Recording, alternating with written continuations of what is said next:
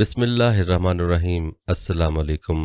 मोअज़्ज़ज़ ख़वातीन व हज़रात, किसी शायर ने क्या खूब कहा कि तुम आए तो जहां भर में सवेरा कर दिया तुमने, मेरे आका अंधेरे में उजाला कर दिया तुमने। आज की इस वीडियो में नाज़रीन हम आपको प्यारे आका हज़ूर नबी अकरम मोहम्मद सल्लल्लाहु अलैहि वसल्लम के मुख्तलिफ़ सफ़रों से मुतल्लिक़ बताएंगे कि कायनात में हज़ूर सल्लल्लाहु अलैहि वसल्लम ने किन किन मकामात के सफ़र फरमाए, बल्कि आप सल्लल्लाहु अलैहि वसल्लम का अपनी वालिदा के साथ कैसा दुख भरा सफ़र रहा और आप सल्लल्लाहु अलैहि वसल्लम को वालिदा के साथ सफ़र करते वक्त कौन कौन सी मुश्किलात से दो चार होना पड़ा, ये भी वीडियो में आप जानेंगे। और हाँ, वीडियो में नाज़रीन आपको ये भी बताएंगे कि आप सल्लल्लाहु अलैहि वसल्लम ने अपने तिजारती सफ़र का आगाज़ कैसे किया था और उस वक्त हज़ूर सल्लल्लाहु अलैहि वसल्लम की उम्र मुबारक कितने बरस थी। बल्कि आप ये भी जानेंगे कि जब हज़ूर सल्लल्लाहु अलैहि वसल्लम ने अपने पहले तिजारती सफ़र का आगाज़ किया तो क्या मौजज़ात रूनुमा हुए। वीडियो में शाम का सफ़र, ताइफ का सफ़र, हिजरत का सफ़र और सुलह हुदैबिया के सफ़र की हिकमतें भी आप जानेंगे। तो यहाँ पर नाज़रीन सबसे पहले हज़ूर सल्लल्लाहु अलैहि वसल्लम की वालिदा माजिदा का दुख भरा सफ़र आप सबके साथ शेयर करते हैं।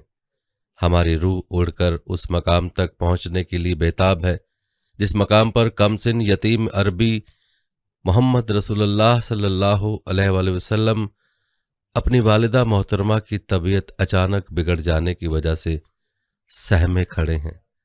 मासूम मोहम्मद अहमद सल्लल्लाहु अलैहि वसल्लम की वालिदा का इंतकाल हो रहा है।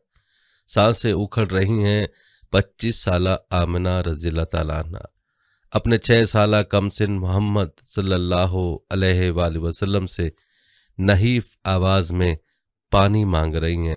यतीम अरबी मोहम्मद सल्लल्लाहु अलैहि वसल्लम अपने नन्हे हाथों से वालिदा के होठों से पानी का बर्तन लगा रहे हैं और वालिदा कांपते हाथ से बेटे के नन्हे बाजू के सहारे पानी का घूंट पीने की कोशिश कर रही हैं।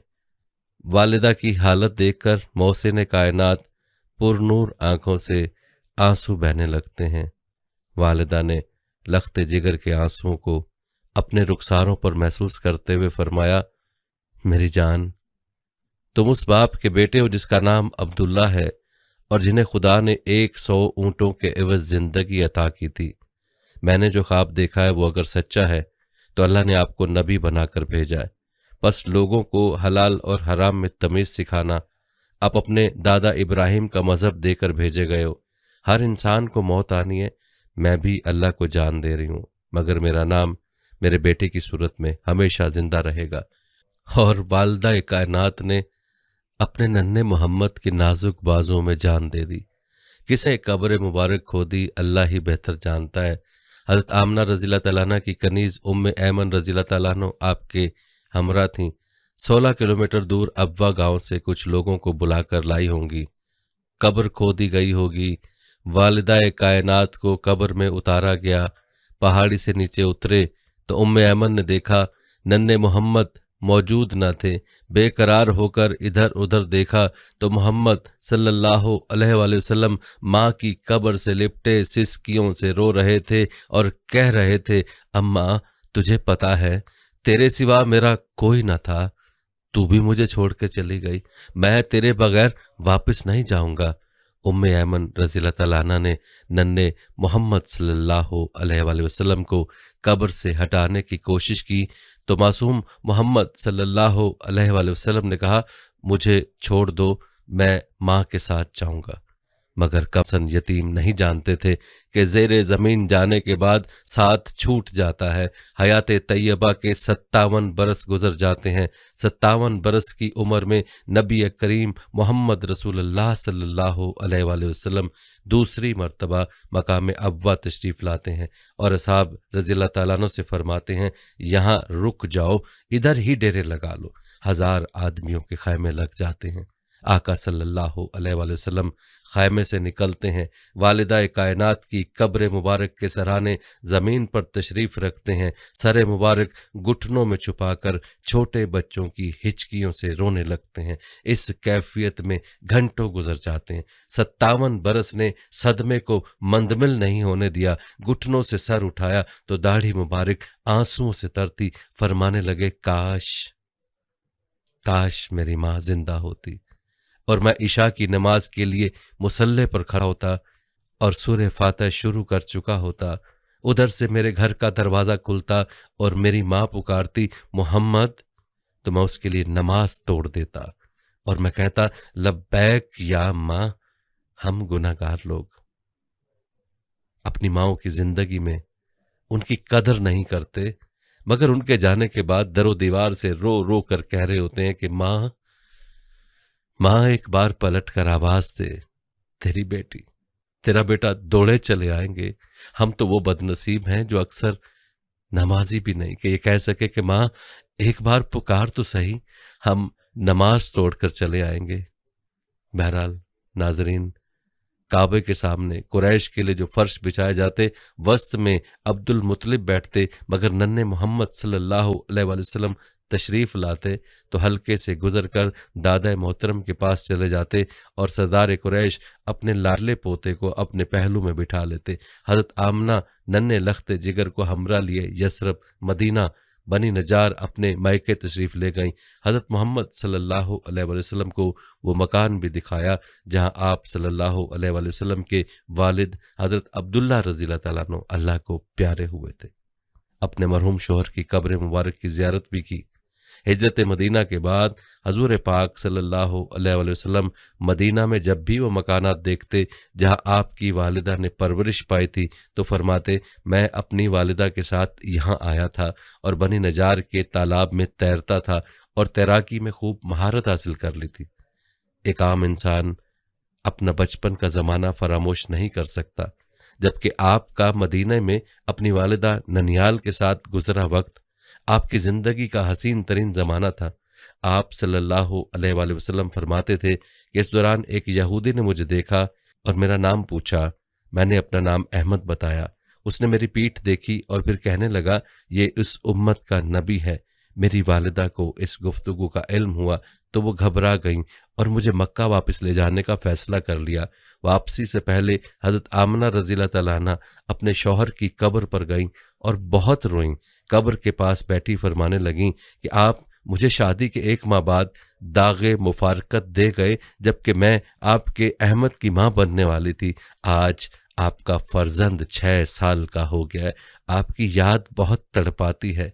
नन्हे मोहम्मद सल्लल्लाहु अलैहि वसल्लम वालिदा के पहलू में बैठे उनका अपने शौहर से दुख सुख सुन रहे थे। उन्हें क्या खबर थी कि उनकी वालिदा भी उन्हें दागे मफारकत दे जाएंगी। ननियाल में 1 माह क़याम के बाद नन्हे मोहम्मद सल्लल्लाहु अलैहि वसल्लम और कनीज़ उम्मे ऐमन रज़ियल्लाहु ताला अन्हा के हमरा वापस मक्का रवाना हो गए। शौहर की जुदाई इस कदर गालिब हुई के दौरान सफ़र बीबी आमना रज़ियल्लाहु ताला अन्हा की तबीयत बिगड़ने लगी। शायद दिल का मामला था, रास्ते में ही बैठ गईं। मक्का और मदीना के बीच मकाम अब्वा की पहाड़ियों और बियाबानों में जान खालिक हकीकी के सुपुर्द कर दी। वालिदा की कब्र में उतरने का मंजर बचपन की यतीम निगाहों ने किस तरह देखा होगा, तसव्वुर से दिल लरस जाता है।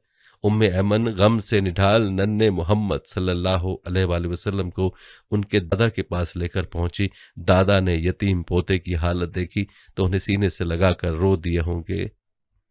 हज़रत आमना रज़ियल्लाहु ताला अन्हा वालिदा रसूल अल्लाह सल्लल्लाहु अलैहि वसल्लम, जो तेरी माँ है, मेरी माँ है, सारी कायनात की माँ है, उन पर करोड़ों सलाम। नाजरीन, अब आपको ये भी बताते हैं कि जज़ीरा अरब एक बिल्कुल बेआबो गया इलाका है जहाँ खेती बाड़ी करने या मवेशी पालने का सवाल ही पैदा नहीं होता। और चूँकि उस दौर में अहले अरब इल्म, हुनर और फ़नून से भी नाआशना थे, इसलिए उनके लिए मुआश के तौर पर एक पेशा तिजारत ही बेहतरीन करार पा सकता था। वैसे भी जज़ीरा नुमा अरब दुनिया के ऐन वस्त में होने की बिना पर मुख्तलिफ मुल्कों के दरमियान एक बेहतरीन मकाम इत्तसाल था, इसलिए यहाँ के बशिंदों का आम पेशा तिजारत था اور وہ تجارت کے سلسلے میں دور دراز کے ممالک کی طرف سیاحی کرتے رہتے تھے۔ ان کے تجارتی قافلے ایک جانب بحر ہند سے لے کر بحیرہ روم تک اور دوسری جانب جنوب عرب میں عمان و یمن سے لے کر شمال میں فلسطین و شام تک چلتے رہتے تھے۔ اس طرح یہ بڑی بڑی تجارتی شاہراہیں انہی کے قبضے میں تھیں اور ان کے بڑے بڑے تجارتی کارواں مال و اسباب سے لدے ہوئے آتے جاتے رہتے تھے۔ موسم گرما میں ان کے سفر شمال میں شام کی طرف ہوتے اور موسم سرما میں جنوب میں عمان و یمن کی طرف۔ آبادی کا بیشتر حصہ اسی تجارت پر گزر بسر کرتا، اپنا بیشتر سرمایہ تجارتی کاموں میں لگائے رکھتا۔ قافلوں کی واپسی پر منافع آپس میں تقسیم ہوتے۔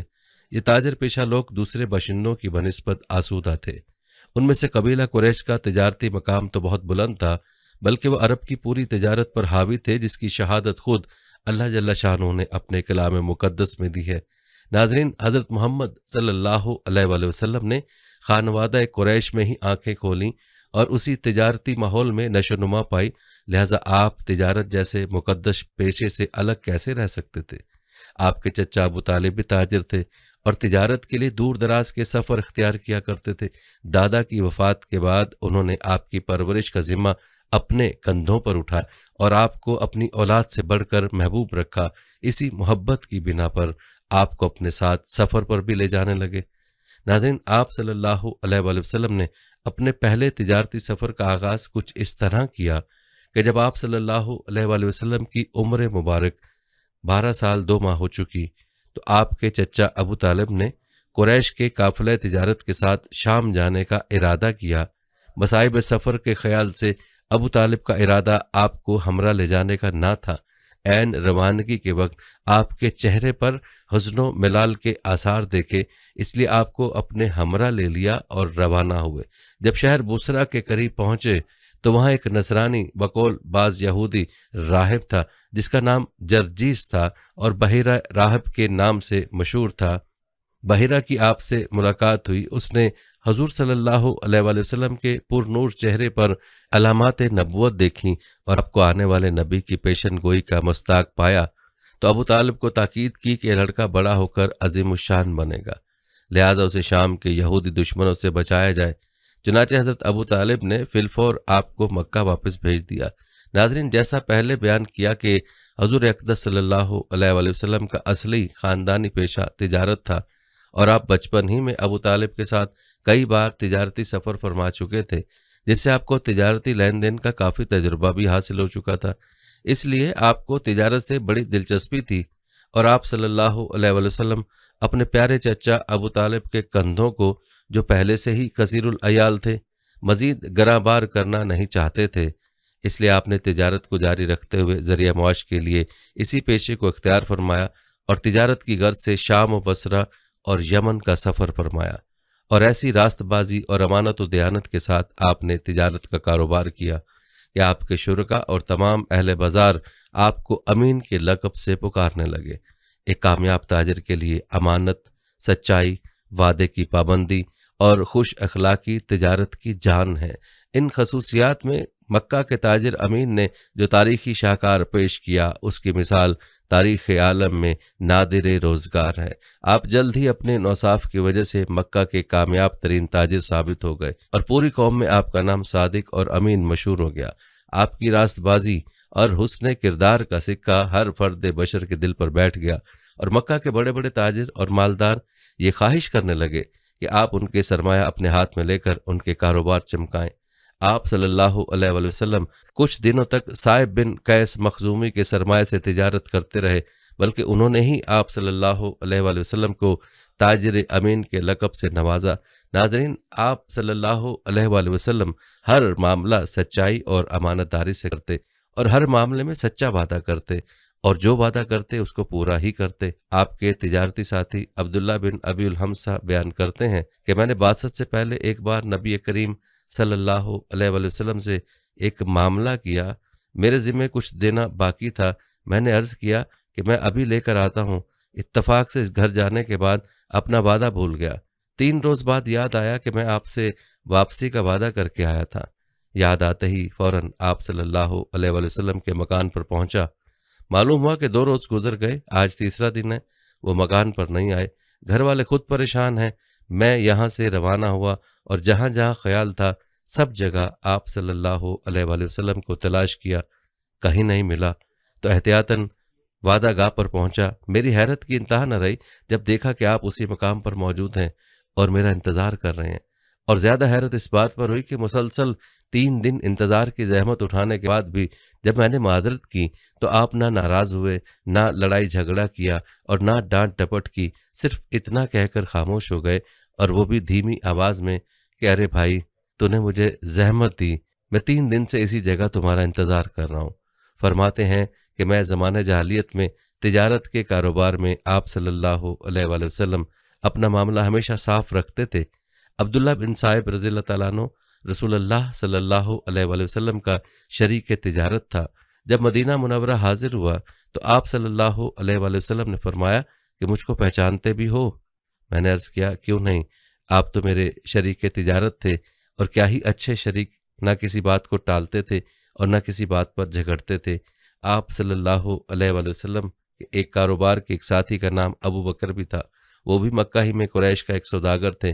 وہ کبھی کبھی سفر میں آپ صلی اللہ علیہ وآلہ وسلم کے ساتھ رہتے تھے۔ عرب میں ہر سال جو مشہور تجارتی میلے منعقد ہوتے تو حضور صلی اللہ علیہ وآلہ وسلم بھی اپنا سامان تجارت ان میلوں میں لے جایا کرتے۔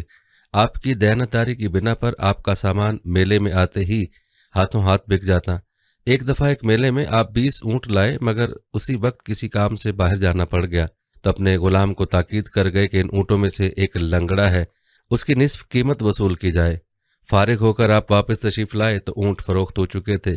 غلام سے دریافت کیا تو اس نے معذرت کی، مجھے خریداروں کو لنگڑے اونٹ کی بابت بتانا یاد نہ رہا، اور میں نے اس کی بھی پوری قیمت وصول کر لی۔ آپ صلی اللہ علیہ وآلہ وسلم نے خریداروں کا پتہ دریافت کیا تو اس نے بتایا کہ وہ یمن کی طرف سے آئے تھے۔ آپ صلی اللہ علیہ وآلہ وسلم کو اس واقعے پر بڑا ملال تھا، فوراً غلام کو ساتھ لیا اور گھوڑے پر سوار ہو کر ان کی تلاش میں چل دیے۔ 1 دن اور 1 رات کی مسافت طے کرنے کے بعد ان کو پا لیا اور ان سے پوچھا کہ تم نے یہ اونٹ کہاں سے خریدے ہیں؟ وہ بولے کہ ہمارے مالک نے ہمیں یمن سے میلے میں محمد بن عبداللہ کے تمام اونٹ خریدنے کے لیے بھیجا اور تاکید کی تھی کہ اس کے سوا کسی اور سے کچھ سامان نہ خریدنا۔ ہم وہاں 3 دن تک محمد صلی اللہ علیہ وآلہ وسلم کے مال کو تلاش کرتے رہے۔ آخر 3 دن کے بعد ان کا مال منڈی میں آیا تو ہم نے اطلاع پاتے ہی خرید لیا۔ آپ نے فرمایا بھائیو، ان اونٹوں میں سے ایک اونٹ لنگڑا ہے، سودا کرتے ہوئے میرا ملازم بتانا بھول گیا، اب وہ اونٹ مجھے دے دو اور اس کی قیمت واپس لے لو، یا پھر اس کی آدھی قیمت مجھ سے وصول کر لو۔ اتفاق سے ابھی تک انہیں اونٹ کے لنگڑے پن کا علم نہ ہوا تھا، مگر آپ صلی اللہ علیہ وآلہ وسلم نے وہ اونٹ دیکھتے ہی فوراً پہچان لیا اور وہ اونٹ ان سے لے کر اس کی قیمت واپس کر دی۔ بعد میں جب آپ صلی اللہ علیہ وآلہ وسلم نے اعلان نبوت فرمایا تو انہوں نے کہا ہم تو پہلے ہی سوچتے تھے کہ ایسا شخص کوئی معمولی آدمی نہیں ہو سکتا۔ فوراً خدمت اقدس میں پہنچے اور شرف اسلام سے بہرہ مند ہو گئے۔ ان واقعات سے یہ واضح ہوتا ہے کہ آپ نے بیرون تجارت میں بھی حصہ لیا اور آپ مکہ میں گھوم پھر کر بھی کاروبار کیا کرتے تھے، بلکہ ابو طالب کے ساتھ آپ بچپن ہی میں بعض تجارتی سفر کر چکے تھے، ہر قسم کا تجربہ حاصل ہو چکا تھا اور آپ کے حسن معاملے کی شہرت ہر طرف پھیل چکی تھی۔ نوخیز و نوجوان محمد صلی اللہ علیہ وآلہ وسلم گلہ بانی سے آگے بڑھ کر میدان تجارت میں آئے تو آپ کے تعلقات وسیع ہوئے، لوگوں کو آپ کو آزمانے اور پرکھنے کا موقع ملا، مگر یہ حقیقت ہے کہ جن لوگوں نے آپ کو زیادہ قریب سے دیکھا وہی آپ کے سب سے زیادہ گرویدہ ہوئے۔ اور ایک عجیب بات یہ ہے کہ صرف 10-12 سال کے عرصے میں آپ کی غیر معمولی امانت داری، راست بازی اور سچائی نے سب ہی مکہ والوں کو یہاں تک موہ لیا کہ وہ آپ کا نام لینا بے ادبی سمجھنے لگے۔ یہی مکہ کے بڑے بڑے تاجر اور سیٹھ جن کو اپنی دولت پر ناز تھا، جن کو اپنے بین الاقوامی تعلقات پر فخر تھا کہ ان کے تجارتی قافلے شام، یمن اور فارس وغیرہ جاتے ہیں، افریقہ کے بازاروں میں ان کا لین دین ہوتا ہے، ان ملکوں کے امیروں اور بادشاہوں سے ان کی راہ و رسم ہے، ان سے اپنی بات منوا سکتے ہیں۔ یہی روسائے قریش جو اپنے سوا کسی کو نظر میں نہیں لاتے تھے، جو دوسروں کی گردنیں اپنے سامنے جھکوانا چاہتے تھے، جن کے مشاعروں کی جان ان کے وہ فخریہ قصیدے ہوا کرتے تھے جن میں وہ اپنی عظمت اور بڑائی کے ترانے گاتے اور کوئی ان کا توڑ کرتا تو لڑ پڑتے تھے، یہاں تک کہ خون ریز جنگ کی نوبت آ جاتی تھی۔ دنیا جانتی ہے، تاریخ شاہد ہے کہ یتیم عبداللہ کی غیر معمولی سچائی اور امانت داری نے ان سیٹھوں اور رئیسوں کو اس حد تک متاثر اور گرویدہ بنا دیا تھا کہ وہ آپ کو الصادق الامین نہیں کہتے تھے، نام لینا بے ادبی سمجھتے تھے۔ یہ دو لفظ یہاں تک زبانوں پر چڑھ گئے کہ انہوں نے قومی لقب کی حیثیت اختیار کر لی۔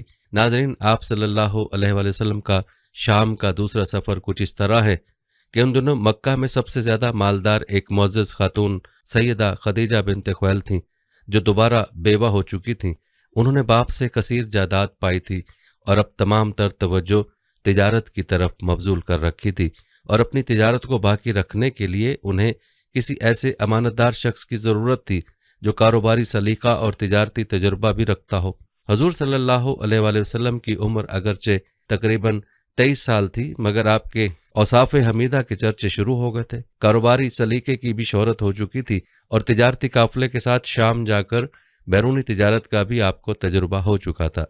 تو انہوں نے خواہش ظاہر کی کہ حضور صلی اللہ علیہ وآلہ وسلم ان کا سامان تجارت سرزمین شام کی طرف لے جائیں، اور معاملہ یہ طے ہوا کہ وہ آپ کو دوسرے لوگوں کی بنسبت 2 گنا منافع دیں گی۔ آپ صلی اللہ علیہ وآلہ وسلم نے اپنے چچا ابو طالب سے مشورہ کرنے کے بعد یہ پیشکش قبول فرما لی اور 23 یا 24 برس کی عمر میں دوسری بار شام کی طرف روانہ ہوئے۔ واپسی پر آپ نے ایسا مال تلاش کیا جس کا مکہ میں فوراً نکاس ہو جائے۔ آپ نے شام سے یہ مال لا کر مکہ معظمہ میں فروخت کیا تو کافی نفع ہوا۔ حضرت خدیجہ رضی اللہ تعالی عنہا نے شام جاتے وقت جب مال سپرد کیا تو اسے اپنے بھروسے مند غلام میسرہ کو بھی ساتھ کر دیا۔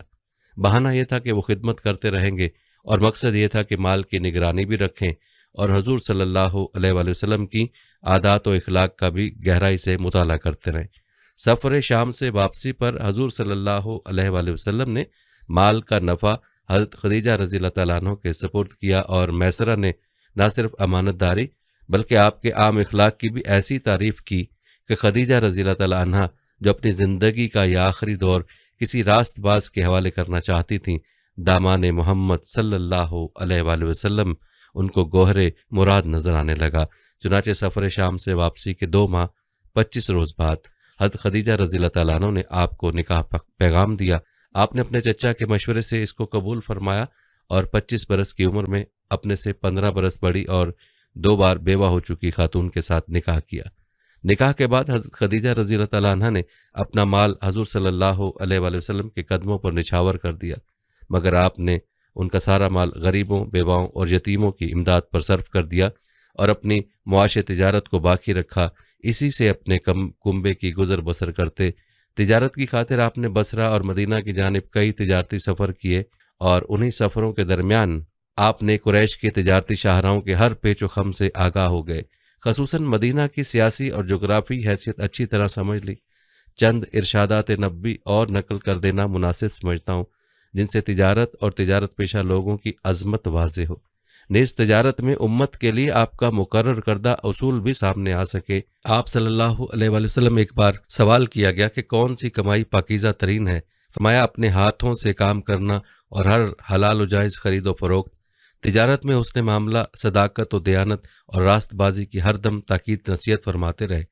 فرمایا قیامت کے روز تاجر فجار کی حیثیت سے اٹھائے جائیں گے، بجز اس تاجر کے جو اپنے معاملات میں خدا ترس رہا ہو، لوگوں سے حسن سلوک کیا ہو اور ہر معاملے میں سچائی کا دامن تھامے رکھا ہو۔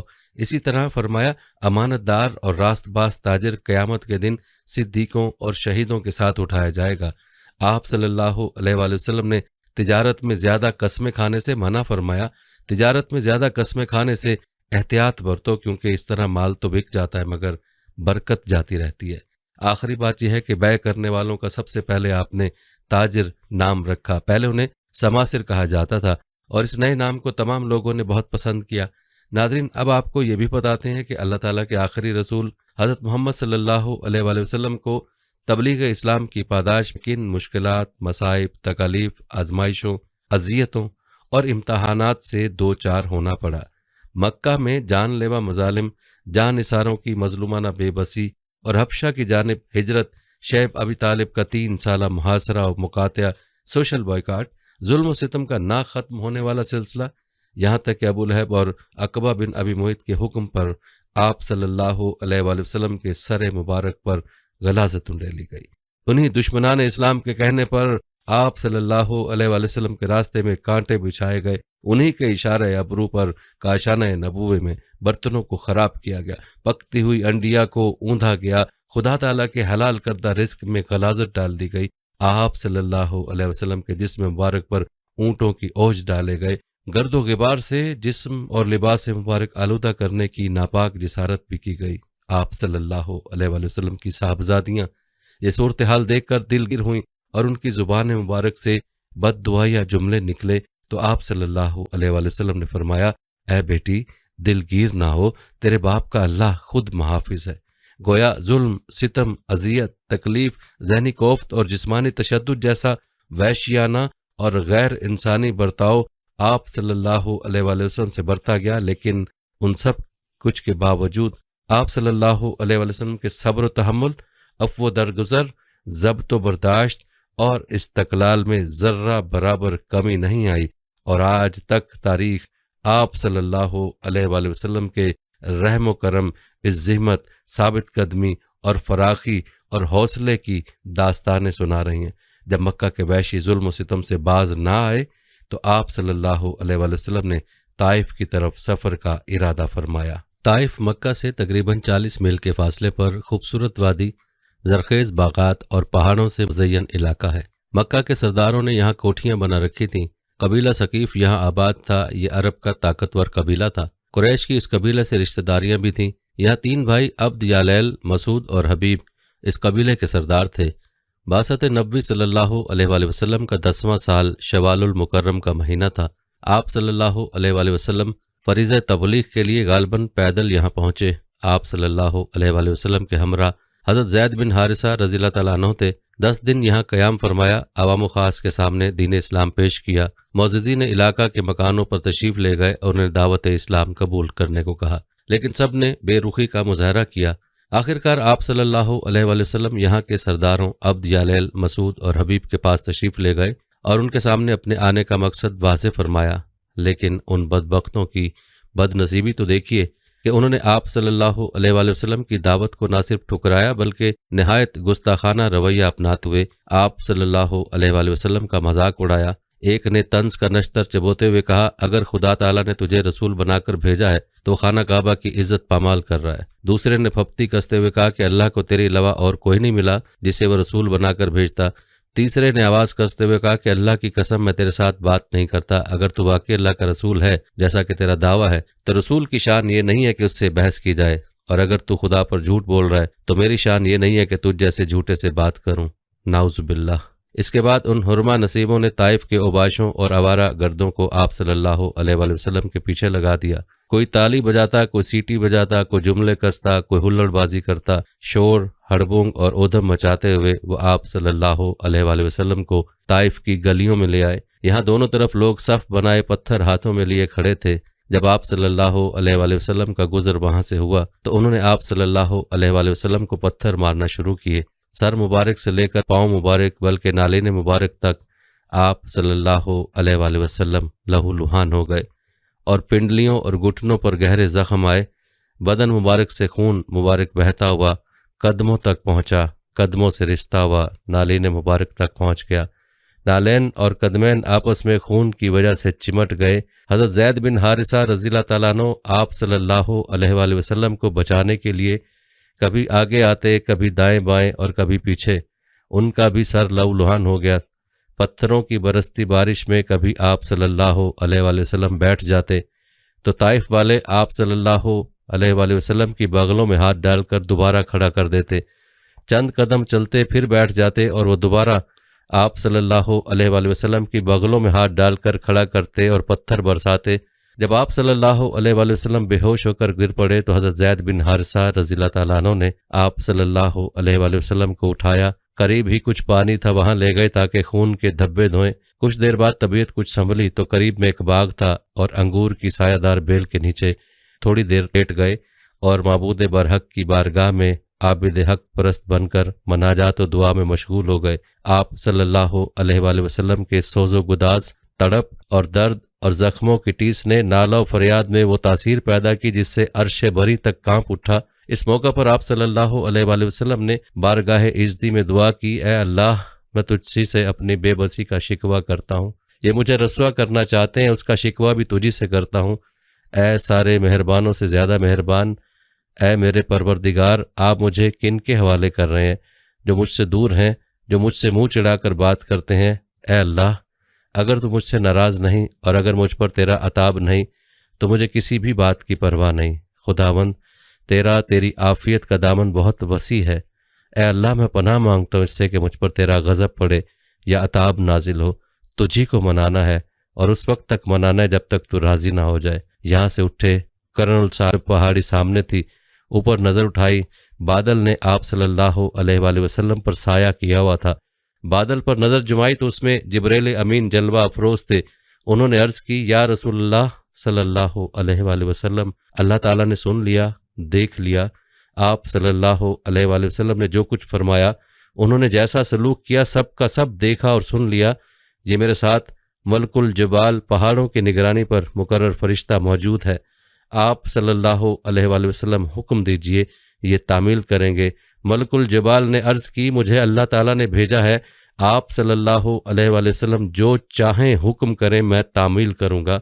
آپ صلی اللہ علیہ وآلہ وسلم حکم دیں تو مکہ کے دونوں طرف کے پہاڑوں کو ملا کر ان تمام بے ادب اور گستاخوں کو پیس ڈالوں۔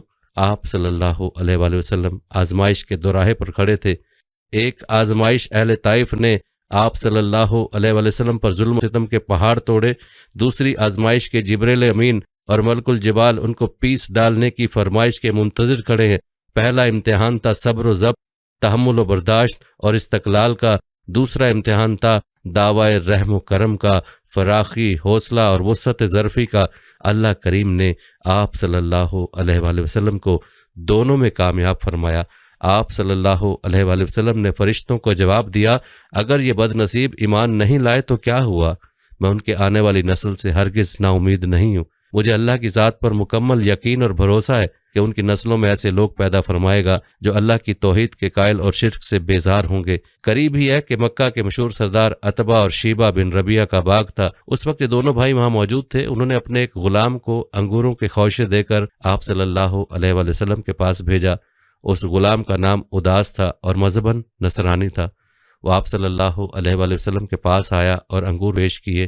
آپ صلی اللہ علیہ وآلہ وسلم نے انگور کھانے کے لیے ہاتھ بڑھایا تو زبان مبارک پر بسم اللہ الرحمن الرحیم جاری ہو گیا۔ اداس کہنے لگا، یہاں کے لوگ تو الرحمن الرحیم نہیں کہتے۔ آپ صلی اللہ علیہ وآلہ وسلم نے فرمایا، تم کہاں کے ہو؟ اس نے جواب دیا کہ نینوا۔ آپ صلی اللہ علیہ وآلہ وسلم نے فرمایا، وہی نینوا جو میرے بھائی حضرت یونس علیہ السلام کا وطن تھا۔ وہ حیرت زدہ ہو کر پوچھنے لگا کہ آپ یونس علیہ السلام کو کیسے جانتے ہیں؟ آپ صلی اللہ علیہ وآلہ وسلم نے جواب دیا، میرے اور ان کے درمیان نبوت کا رشتہ ہے، وہ بھی اللہ کے نبی تھے اور میں بھی اللہ کا بھیجا ہوا نبی ہوں۔ اداس یہ سن کر اسی وقت مسلمان ہو گیا۔ اداس کے قبول اسلام نے گویا آپ صلی اللہ علیہ وآلہ وسلم کے زخموں پر مرہم کا کام کیا۔ طائف سے واپسی پر جنات کی ایک جماعت نے اسلام قبول کیا۔ سفر طائف سے ہمیں یہ سبق ملتا ہے کہ دین اسلام کی تبلیغ کے لیے انتہائی کٹھن اور مشکل حالات بھی آئے تو ثابت قدمی اور خندہ پیشانی سے برداشت کرنے چاہیے۔ تبلیغ کی محنت کا نتیجہ اگر وقتی طور نظر نہ بھی آئے تو بھی اللہ کی رحمت سے نا امید نہیں ہونا چاہیے، اس لیے کہ محنت کا ثمر کچھ عرصے بعد اللہ تعالیٰ ضرور عطا فرماتے ہیں۔ یہاں پر ناظرین ہم آپ کو یہ بھی بتاتے ہیں کہ 13 سال کے بعد بے پناہ دکھوں اور بے مثال صبر و تحمل کے بعد جب مدینہ کی شکل میں ایک پناہ نصیب ہو گئی تو رسول اللہ صلی اللہ علیہ وآلہ وسلم نے سب ایمان والوں کو وہاں ہجرت کا حکم دے دیا تاکہ اپنی قوتوں کو مجتمع کر کے کفر پر کاری ضرب لگا سکیں۔ ہجرت کوئی جان بچانے کا عمل نہ تھا، نہ اس کا منشا ایک پرامن جگہ پہنچ کر باقی زندگی ذکر الہی میں گزارنا تھا۔ اس کا مقصد ایک مضبوط قلعے میں بیٹھ کر کفر سے پنجہ آزمائی کرنا اور اسے سرنگوں کرنا تھا، کفر و شرک کو صفحہ ہستی سے ملیہ میٹ کرنا تھا، بادشاہ حقیقی کی سلطنت سے باغیوں کا خاتمہ کرنا تھا، حکومت کی باغ ڈور اللہ کے بندوں کے حوالے کرنا تھا تاکہ وہ اسے بادشاہ کی مرضی کے مطابق چلائیں۔ ہجرت آغاز تھا اس نصب العین تک پہنچنے کا جس کے لیے رسول اللہ صلی اللہ علیہ وآلہ وسلم کو دنیا میں بھیجا گیا تھا۔ یہ ابتدا تھی اس کوشکن عمل کی جس نے کرۂ زمین پر اللہ کے جھنڈے کے سوا ہر دوسرے جھنڈے کو اکھاڑ پھینکنا تھا، جس نے ساری دنیا کو کفر و شرک کی آلائش سے پاک کر کے انسانی جماعت کو ایک برادری اور زمین کو جنت بنانا تھا۔ یہی وجہ تھی کہ مسلمانوں سے ہجرت پر بیعت لی گئی اور وہ فتح مکہ تک جاری رہی۔ یہی وجہ تھی کہ ہجرت نہ کرنے والوں کے متعلق قرآن نے کہا کہ ان سے تمہاری کوئی دوستی نہیں، تمہارے دوست اور سچے مومن صرف وہ ہیں جو ہجرت کرتے اور جان و مال سے جہاد کرتے ہیں یا انہیں پناہ اور مدد دیتے ہیں۔ چنانچہ حکم ملتے ہی ہر جگہ سے مسلمانوں نے اپنے گھر بار، بیوی بچوں اور مال و متاع کو چھوڑ کر مدینہ کا رخ کیا۔ مکہ کے مسلمانوں نے ایک ایک کر کے خاموشی سے جانا شروع کیا، حتیٰ کہ پیچھے صرف رسول اللہ صلی اللہ علیہ وآلہ وسلم، سیدنا حضرت ابو بکر رضی اللہ تعالیٰ عنہ اور سیدنا حضرت علی رضی اللہ تعالیٰ عنہ رہ گئے۔ مکہ سے 45 مسلمانوں نے ہجرت کی، یمن سے 52 مسلمانوں نے کشتی پر بیٹھ کر مدینہ کا رخ کیا، مگر ہوا کی لہریں انہیں حبشہ لے گئی اور وہ بہت بعد میں حبشہ کے مہاجروں کے ہمراہ مدینہ پہنچے۔ مضافات کے قبائل کے مسلمان بھی مدینہ چل دیے۔ ان حالات میں مکہ کے بڑے بڑے سرداروں نے دارالندوہ میں مشاورت کی اور ان میں نجد کا ایک شیطان بھی شامل ہوا۔ 3 تجویزیں پیش ہوئیں۔ رسول اللہ صلی اللہ علیہ وآلہ وسلم کو شہر بدر کر دیا جائے، قید کر دیا جائے یا قتل کر دیا جائے۔ پہلی 2 تجویزوں کو غیر تسلی بخش قرار دے دیا گیا اور فیصلہ ہوا کہ ہر خاندان میں سے ایک شخص نکلے اور یک بارگی حملہ کر کے آپ صلی اللہ علیہ وآلہ وسلم کو قتل کر دیا جائے۔ اس طرح بنی ہاشم انتقام نہ لے سکیں گے، زیادہ سے زیادہ یہ ہوگا کہ خون بہا دیا جائے گا۔ سفر اعلان نبوت کے 14 سال آپ صلی اللہ علیہ وآلہ وسلم حضرت ابو بکر صدیق رضی اللہ تعالیٰ عنہ کو اطلاع دی کہ رات کو روانگی ہے۔ رات ہوتے ہی کفار نے بھی آپ صلی اللہ علیہ وآلہ وسلم کے گھر کا محاصرہ کر لیا اور دروازے پر بیٹھ کر آپ صلی اللہ علیہ وآلہ وسلم کے نکلنے کا انتظار کرنے لگے۔ آپ صلی اللہ علیہ وآلہ وسلم نے حضرت علی رضی اللہ تعالیٰ عنہ کو لوگوں کی امانتیں سپرد کر دیں اور اپنے بستر پر سلا دیا۔ خود دشمن کی آنکھوں میں دھول ڈال کر گھر سے باہر نکلے اور حضرت ابو بکر صدیق رضی اللہ تعالیٰ عنہ کے گھر پہنچ کر انہیں ہمراہ لیا۔ حضرت ابو بکر صدیق رضی اللہ تعالیٰ عنہ نے اپنا کل سرمایہ 6000 درہم ساتھ رکھا۔ حضرت ابو بکر صدیق رضی اللہ تعالیٰ عنہ کی بیٹی اسما رضی اللہ عنہا نے کمر بند پھاڑ کر کھانا باندھا اور آپ دونوں مکہ سے 3 میل دور جبل سور پر واقع غار میں جا کر چھپ گئے۔ دونوں وہاں 3 راتیں چھپے رہے اور کفار ان کی تلاش میں سرگرداں رہے۔ ایک کافر غار سور تک ایسی جگہ آن پہنچا کہ جھک کر دیکھتا تو دونوں کو سامنے بیٹھے پاتا۔ حضرت ابو بکر صدیق رضی اللہ تعالیٰ عنہ اس بات سے گھبرائے، لیکن رسول اللہ صلی اللہ علیہ وآلہ وسلم نے فرمایا، فکر نہ کرو، اس غار میں ہم 2 کے ساتھ تیسرا اللہ ہے۔ قریش نے آپ صلی اللہ علیہ وآلہ وسلم کو پکڑنے کے لیے 100 اونٹوں کا انعام مقرر کر دیا۔ ان 3 دنوں میں حضرت ابو بکر صدیق رضی اللہ تعالیٰ عنہ کے بیٹے عبداللہ، بیٹی اسما اور غلام عامر رضی اللہ عنہم کھانا اور دودھ لاتے رہے اور شہر کی خبریں بھی دیتے رہے۔ چوتھے دن عبداللہ بن اورکت جو مسلمان نہ تھا 3 اونٹنیاں لایا اور 2 اونٹنیاں حضرت ابو بکر صدیق رضی اللہ تعالیٰ عنہ کی پالی ہوئی تھیں۔ رسول اللہ صلی اللہ علیہ وآلہ وسلم نے کسی اور کی اونٹنی پر سفر کرنے سے انکار کیا اور قیمت ادا کی۔ عبداللہ بن اورکت اجرت پر راہ دکھانے پر مامور تھا اور باوجود کافر ہونے کے اس پر اعتبار کیا گیا۔ ایک اونٹنی پر رسول اللہ صلی اللہ علیہ وآلہ وسلم سوار ہوئے، ایک پر حضرت ابو بکر رضی اللہ تعالیٰ عنہ اور حضرت عامر رضی اللہ تعالیٰ عنہ اور ایک پر ابن اورکت۔ رات کو سفر شروع ہوا اور مسلسل 22 گھنٹے یہ قافلہ چلتا رہا۔ اچانک ایک کافر سراقہ نے آپ لوگوں کو آ لیا، مگر اس کے گھوڑے نے 2 بار ٹھوکر کھائی اور اس نے فال نکالی تو وہ بھی ناموافق نکلی۔ وہ ڈر گیا اور امان کا خواستگار ہوا۔ حضرت عامر رضی اللہ تعالیٰ عنہ کو امان لکھنے کا حکم دیا گیا۔ حضرت سراقہ رضی اللہ تعالیٰ عنہ نے یہ امان فتح مکہ کے دن پیش کی۔ کہتے ہیں رسول اللہ صلی اللہ علیہ وآلہ وسلم نے اس وقت حضرت سراقہ رضی اللہ تعالیٰ عنہ سے کہا کہ میں تو تمہارے بازوؤں میں کسرا کے کنگن دیکھ رہا ہوں۔ جب حضرت عمر رضی اللہ تعالیٰ عنہ کے زمانے میں ایران فتح ہوا تو حضرت سراقہ رضی اللہ تعالیٰ عنہ کو سچ مچ وہ کنگن پہنائے گئے۔ سفر سمندر کی قریبی راہ پر ہوا۔ ہجرت کے وقت آپ کی عمر 53 سال کی ہو چکی تھی۔ کچھ روز بعد 8 ربیع الاول 1 ہجری بمطابق 10 ستمبر 622 بروز جمعہ آپ صلی اللہ علیہ وآلہ وسلم مدینہ سے 2 میل باہر قبا کی بستی میں وارد ہوئے اور رک گئے۔ مکہ کے اکثر مہاجر یہیں آ کر ٹھہرے تھے۔ پہنچتے ہی آپ صلی اللہ علیہ وآلہ وسلم نے مسجد قبا کی تعمیر شروع کی اور اپنے ہاتھ سے کام کرتے رہے۔ 14 دن یہاں قیام ہوا۔ جمعہ کے دن وہاں سے روانہ ہوئے اور اس طرح کے بنی نجار آپ صلی اللہ علیہ وآلہ وسلم کے دادا کے ننیال ہتھیار لگائے چل رہے تھے۔ عورتیں چھتوں پر چڑھائیں اور انہوں نے ترانے پڑے کہ ہم پر 14ویں کا چاند نکلا ہے اور ہم پر شکر کرنا واجب ہو گیا ہے۔ طلع البدر علینا وجب الشکر علینا۔ حبشیوں نے نیزہ بازی کر کے خوشی کا اظہار کیا، چھوٹی بچیوں نے بھی ترانے پڑے، ہر شخص نے آپ صلی اللہ علیہ وآلہ وسلم کو مہمان کرنے کی خواہش کی۔ آپ صلی اللہ علیہ وآلہ وسلم مدینہ میں بطور نجات دہندہ داخل ہو رہے تھے۔ پہچان کے لیے آپ صلی اللہ علیہ وآلہ وسلم کی سواری پر کپڑا تان دیا گیا۔ شہر میں داخل ہونے سے پہلے محلہ بنو سالم میں نماز جمعہ کا وقت آ گیا اور آپ صلی اللہ علیہ وآلہ وسلم نے وہاں اسلام کا پہلا خطبہ دیا۔ آپ صلی اللہ علیہ وآلہ وسلم نے فرمایا، اپنی آئندہ زندگی کی فکر کرو، تم مرنے کے بعد اللہ کے حضور حاضر کیے جاؤ گے، وہ تم سے ہم کلام ہوگا اور کہے گا کہ اے شخص، کیا تیرے پاس میرا رسول نہیں آیا تھا جس نے تجھے میرے احکام پہنچائے؟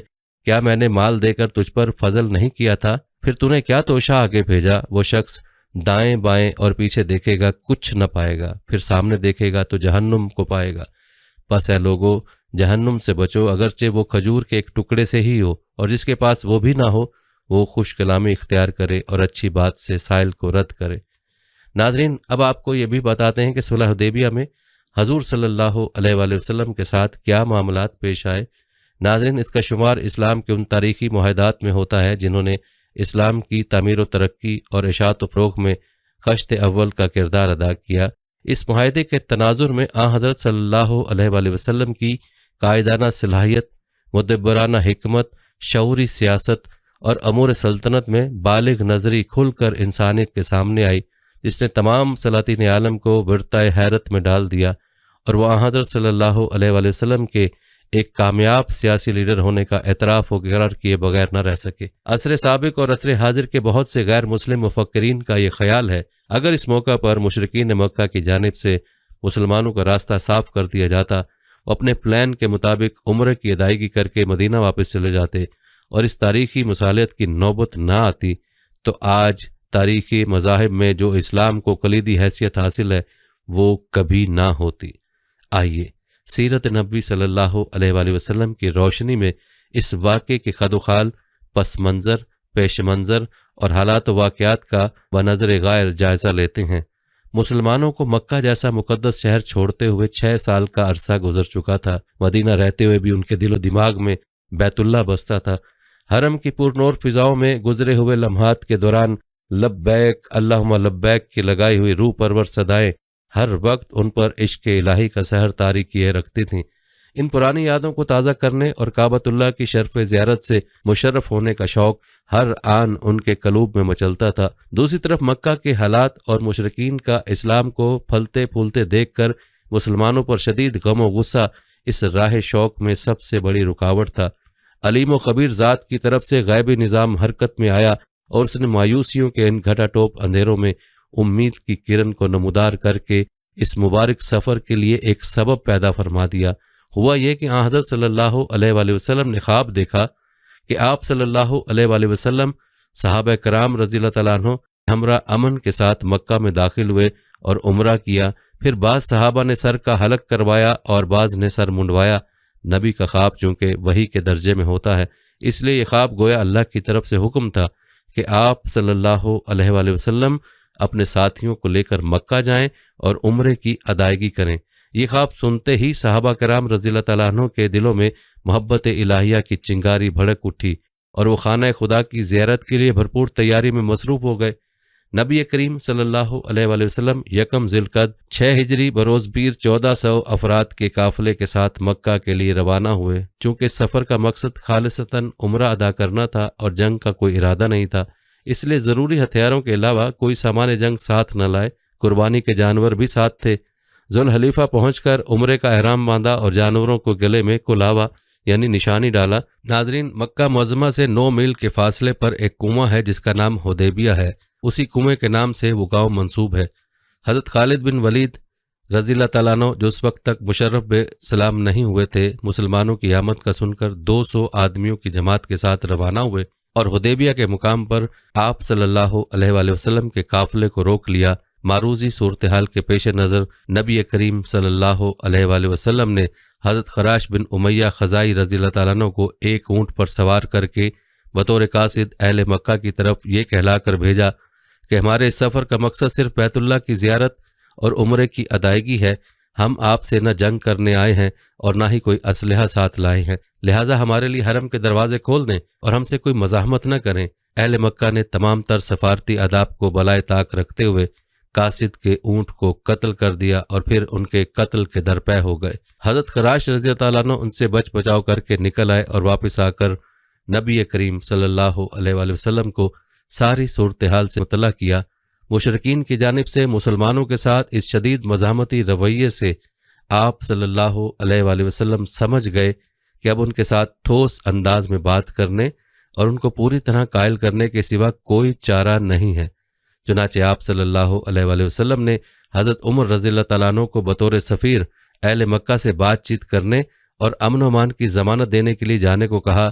حضرت عمر رضی اللہ تعالیٰ عنہ نے یہ کہہ کر جانے سے معذرت کر لی کہ یہ مصالحت کا موقع ہے، جبکہ میرا تند و تیز مزاج احتیاط کے باوجود مزاحمت کی صورتحال پیدا کر سکتا ہے۔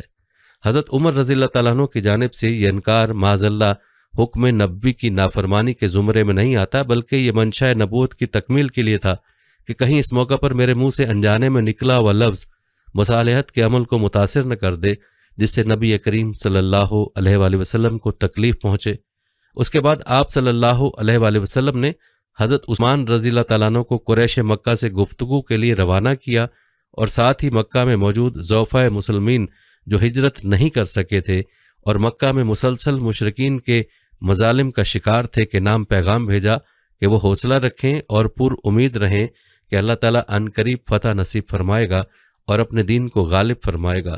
حضرت عثمان رضی اللہ تعالیٰ عنہ اپنے ایک عزیز ابان بن سعید رضی اللہ تعالیٰ عنہ کی پناہ میں مکہ داخل ہوئے اور سرداران قریش سے بات چیت کی۔ انہوں نے عمرے کی اجازت دینے سے صاف انکار کر دیا۔ البتہ حضرت عثمان رضی اللہ تعالیٰ عنہ کی شرافت کی وجہ سے انہیں تنہا طواف کرنے کی اجازت دے دی۔ کہتے ہیں کہ محبت کی خوشبو ہزاروں میل کے فاصلے پر بھی محسوس ہوتی ہے۔ محب اور محبوب کے درمیان ایک رمز ہوتی ہے جو زمانے کی رکاوٹوں کو عبور کرتی ہوئی دونوں کے دلوں کی تار ہلاتی ہے۔ ایسا ہی کچھ منظر اس موقع پر سامنے آیا کہ جب قریش مکہ کی جانب سے حضرت عثمان رضی اللہ تعالیٰ عنہ کو انفرادی طور پر عمرہ ادا کرنے کی اجازت دی گئی تو انہوں نے دو ٹوک جواب دیا کہ ادھر میرے محبوب صلی اللہ علیہ وآلہ وسلم حرم کے در و دیوار دیکھنے کو ترستے رہیں اور ادھر میں آپ صلی اللہ علیہ وآلہ وسلم کے بغیر اطمینان سے طواف کرتا پھروں، ایسا ممکن نہیں۔ دوسری جانب حدیبیہ کے مقام پر بعض صحابہ کرام نے کہہ دیا کہ حضرت عثمان رضی اللہ تعالیٰ عنہ تو مزے سے طواف کر رہے ہوں گے اور ہم ادھر بیت اللہ کی ایک جھلک دیکھنے کو بےتاب ہیں، تو نبی کریم صلی اللہ علیہ وآلہ وسلم نے حضرت عثمان رضی اللہ تعالیٰ عنہ پر بے پناہ اعتماد کا اظہار کرتے ہوئے فرمایا کہ عثمان ہرگز میرے بغیر طواف نہیں کر سکتا۔ بہرحال حضرت عثمان رضی اللہ تعالیٰ عنہ نبی کریم صلی اللہ علیہ وآلہ وسلم کے بغیر طواف کرنے پر قطعاً آمادہ نہ ہوئے اور قریش نے حضرت عثمان رضی اللہ تعالیٰ عنہ کو روک لیا۔ ادھر حدیبیہ میں خبر مشہور ہو گئی کہ حضرت عثمان رضی اللہ تعالیٰ عنہ کو شہید کر دیا گیا ہے۔ ناظرین، حضرت عثمان رضی اللہ تعالیٰ عنہ کی شہادت کی خبر مسلمانوں پر آسمانی بجلی بن کر گری۔ نبی کریم صلی اللہ علیہ وآلہ وسلم صدمے سے نڈھال تھے۔ آپ صلی اللہ علیہ وآلہ وسلم نے طبل جنگ بجاتے ہوئے ارشاد فرمایا، ہم عثمان کا بدلہ لیے بغیر یہاں سے نہیں جائیں گے۔ اس وقت آپ صلی اللہ علیہ وآلہ وسلم کیکر کے درخت کے سائے میں تشریف فرما تھے۔ آپ صلی اللہ علیہ وآلہ وسلم نے اپنے ساتھ موجود 1400 صحابہ کرام سے قصاص عثمان پر بیعت لی۔ سب سے پہلے بیعت کرنے والے صحابی حضرت ابو سنان رضی اللہ تعالیٰ عنہ تھے۔ اس خبر سے صحابہ کرام اس قدر غم و غصے کی کیفیت میں تھے کہ بعض نے کئی بار بیعت کر کر کے حرمت عثمان رضی اللہ تعالیٰ عنہ کے لیے جان قربان کرنے کا عزم مصمم ظاہر کیا۔ چنانچہ حضرت سلمہ بن اکوع رضی اللہ تعالیٰ عنہ نے 3 مرتبہ بیعت کی، شروع، درمیان اور آخر میں۔ جب سب صحابہ کرام رضی اللہ تعالیٰ عنہ بیعت کر چکے تو آپ صلی اللہ علیہ وآلہ وسلم نے اپنے بائیں ہاتھ کو دائیں ہاتھ پر رکھا اور ارشاد فرمایا، یہ بیعت عثمان کی جانب سے ہے۔ یہ حضرت عثمان رضی اللہ تعالیٰ عنہ کے لیے بڑے اعزاز کی بات تھی۔ چنانچہ آپ رضی اللہ تعالیٰ عنہ اپنی مجالس میں اس بات کا تحدیث بالنعمہ کے طور پر ذکر فرماتے اور ارشاد فرماتے، میری جانب سے رسول اللہ صلی اللہ علیہ وآلہ وسلم کا بایاں ہاتھ میرے دائیں ہاتھ سے کہیں بہتر تھا۔ بیعت کا یہ عمل اور اپنے ایک ساتھی کے ساتھ اس قدر جانثارانہ تعلق حق جل مجدہ کو اس قدر پسند آیا کہ خود اس میں مداخلت کرتے ہوئے ارشاد فرمایا اللہ کا ہاتھ ان کے ہاتھ کے اوپر ہے۔ اس بیت کو اہل سیر کی اصطلاح میں بیت رضوان کہا جاتا ہے۔ بیت کرنے والے ان تمام صحابہ کرام سے اللہ تعالیٰ نے اپنی ابدی و ازلی کلام میں رضامندی کا اعلان کیا، چنانچہ ارشاد فرمایا بلا شبہ اللہ تعالیٰ ایمان والوں سے راضی ہو گیا جب وہ آپ کے ہاتھ پر درخت کے نیچے بیت کر رہے تھے۔ جو اخلاص ان کے دلوں میں تھا اللہ کو خوب معلوم تھا۔ پھر اللہ نے ان پر تمانیت کو اتارا۔ تحقیق حال کے بعد جب معلوم ہوا کہ حضرت عثمان رضی اللہ تعالیٰ عنہ کی شہادت کی خبر محض افواہ تھی اور حضرت عثمان رضی اللہ تعالیٰ عنہ بخیر و عافیت ہیں، تو مسلمانوں میں خوشی کی لہر دوڑ گئی۔ دوسری طرف مسلمانوں کی بیعت سے متعلق سن کر اہل مکہ مروب ہو گئے اور ان کے ایمانی جذبے کو دیکھ کر صلح کی طرف مائل ہوئے۔ صلح کا قصہ یہ ہوا کہ قبیلہ بنو خزاعہ جو اس وقت تک مسلمان نہیں ہوا تھا، لیکن روز اول سے مسلمانوں کا حلیف اور خیر خواہ تھا، اور اس کا سردار بدیل بن ورقہ جو انتہائی معتدل آدمی تھا، آپ صلی اللہ علیہ وآلہ وسلم کو آ کر اطلاع دی کہ قریش نے مکہ میں آپ کو داخل ہونے سے روکنے کے لیے حدیبیہ کے اطراف میں پانی کے چشموں پر بہت بڑا لشکر جمع کیا ہے اور ان کا یہاں پر طویل قیام کا ارادہ ہے۔ نبی کریم صلی اللہ علیہ وآلہ وسلم نے سن کر ارشاد فرمایا، ہم یہاں کسی سے لڑنے نہیں آئے ہیں، البتہ اگر قریش کی خواہش ہو تو میں ان سے صلح کی ایک مدت مقرر کر لیتا ہوں، اگر وہ اس پر آمادہ نہ ہوئے تو میں ہر حال میں ان سے لڑائی کروں گا۔ بدیل نے آ کر قریش کو نبی کریم صلی اللہ علیہ وآلہ وسلم کے عزائم سے مطلع کیا اور صلح کی اس پیشکش کو سراہتے ہوئے انہیں اس بات پر آمادہ کرنا چاہا، لیکن انہوں نے بدیل کی بات کو زیادہ اہمیت نہ دی۔ حضرت عروہ بن مسعود ثقفی رضی اللہ تعالیٰ عنہ جو اس وقت مسلمان نہیں ہوئے تھے نے بھی بدیل کی بات کی تائید کرتے ہوئے قریش کو صلح کے لیے تیار کرنے کی کوشش کی اور ان سے محبت بھرے لہجے میں کہا، اگر تم مجھے اپنے باپ کے درجے میں مانتے ہو تو مجھے نبی کریم صلی اللہ علیہ وآلہ وسلم سے بات کرنے کی اجازت دے دو۔ عروہ کی طرف سے شدید اصرار اور اس قدر منت و لجاہت دیکھ کر قریش نے بات چیت کی اجازت دے دی۔ عروہ بارگاہ رسالت میں حاضر ہوئے اور بات چیت شروع کی۔ اثناء گفتگو میں انہوں نے کہہ دیا کہ اگر لڑائی کی صورت میں قریش تم پر غالب آ گئے تو جتنے لوگ آپ کے ساتھ ہیں سب آپ کو چھوڑ کر بھاگ جائیں گے۔ حضرت ابو بکر صدیق رضی اللہ تعالیٰ عنہ جو آن حضرت صلی اللہ علیہ وآلہ وسلم کے پیچھے بیٹھے تھے، یہ سن کر غیرت ایمانی سے طیش میں آ گئے اور عروہ سے مخاطب ہو کر فرمانے لگے، کیا ہم آپ صلی اللہ علیہ وآلہ وسلم کو چھوڑ کر بھاگ جائیں گے؟ مطلب یہ تھا کہ زندگی کی آخری سانس تک حضور صلی اللہ علیہ وآلہ وسلم کا ساتھ دیں گے۔ گفتگو کے دوران عروہ بار بار آپ صلی اللہ علیہ وآلہ وسلم کی داڑھی کو پکڑتے۔ عروہ کے بھتیجے حضرت مغیرہ بن شعبہ رضی اللہ تعالیٰ عنہ اس مجلس میں موجود تھے۔ چچا کا یہ غیر مہذب رویہ ان سے دیکھا نہ گیا اور حضور صلی اللہ علیہ وآلہ وسلم کی محبت میں اس رشتہ داری کا لحاظ کیے بغیر عروہ سے کہنے لگا کہ اپنا ہاتھ رسول اللہ صلی اللہ علیہ وآلہ وسلم کی داڑھی سے ہٹاؤ۔ ایک مشرک کو یہ زیب نہیں دیتا کہ وہ آپ صلی اللہ علیہ وآلہ وسلم کی داڑھی کو ہاتھ لگائے۔ اسی مجلس میں عروہ نے صحابہ کرام رضی اللہ تعالیٰ عنہ کو حضور صلی اللہ علیہ وآلہ وسلم سے ایسے عقیدت مندانہ تعلق کا مشاہدہ کیا جس نے انہیں حد درجہ متاثر کیا۔ عروہ نے دیکھا کہ جب بھی آپ صلی اللہ علیہ وآلہ وسلم کسی کام کا حکم دیتے ہیں تو ہر شخص کی خواہش ہوتی ہے کہ اس حکم کی تعمیل میرے حصے میں آئے۔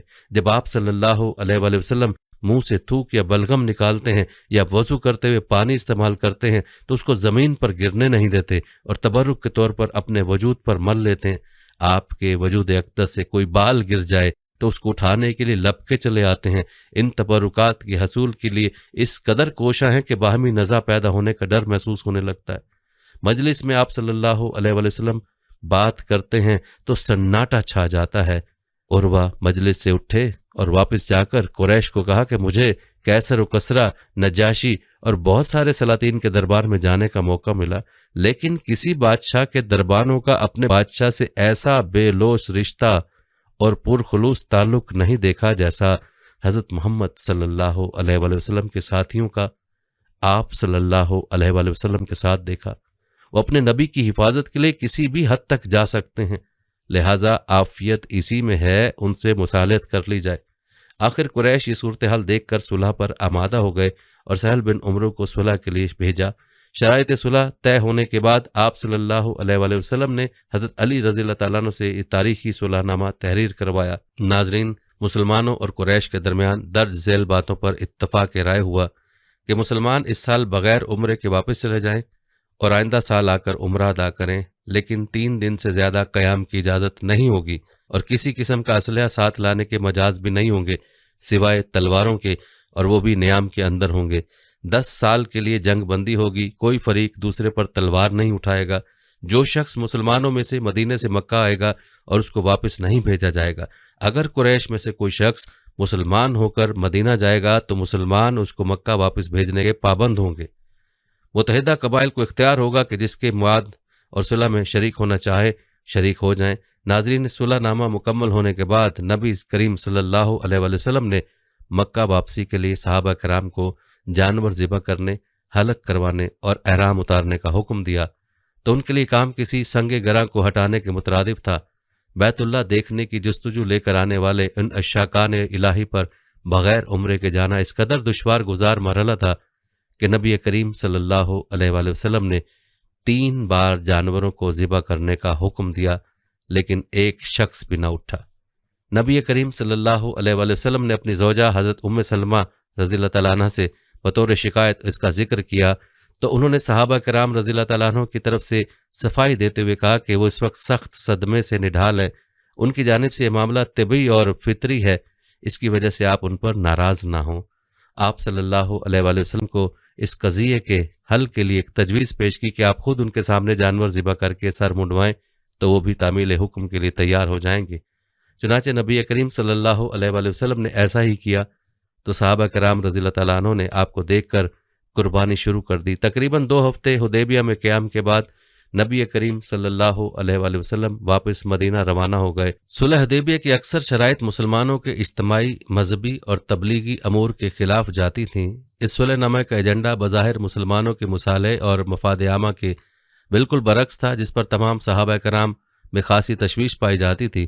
بالخصوص وہ رکت امیز منظر جب دیکھنے کو ملا کہ سہیل کے بیٹے ابو جندل رضی اللہ تعالیٰ عنہ زنجیروں میں جکڑے ہوئے لائے گئے اور اس قدر گریہ زاری سے مدینے جانے پر اصرار کیا کہ صحابہ کرام کی ہچکیاں بند گئیں اور اس کا تحمل نہ کر سکے، لیکن معاہدے کی وجہ سے نبی کریم صلی اللہ علیہ وآلہ وسلم نے انہیں تسلی دیتے ہوئے ساتھ لے جانے سے انکار کر دیا۔ حضرت عمر رضی اللہ تعالیٰ عنہ سے ضبط نہ ہو سکا اور یہ کہہ بیٹھے، یا رسول اللہ، ہم یہ ذلت کیوں گوارا کریں؟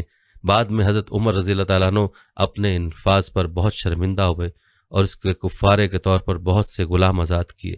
نبی کریم صلی اللہ علیہ وآلہ وسلم کی اس سیاسی بصیرت کو اس وقت تو کوئی نہ سمجھ سکا، لیکن جنگ بندی کے باعث حضور صلی اللہ علیہ وآلہ وسلم نے دعوت کا دائرہ وسیع کر دیا، عوام سے نکل کر خاص تک اسلام کا پیغام پہنچایا، سلاطین کو دعوتی خطوط تحریر کیے، صلح کی وجہ سے اپنا اسلام پوشیدہ رکھنے والوں کو بھی اظہار کا موقع ملا۔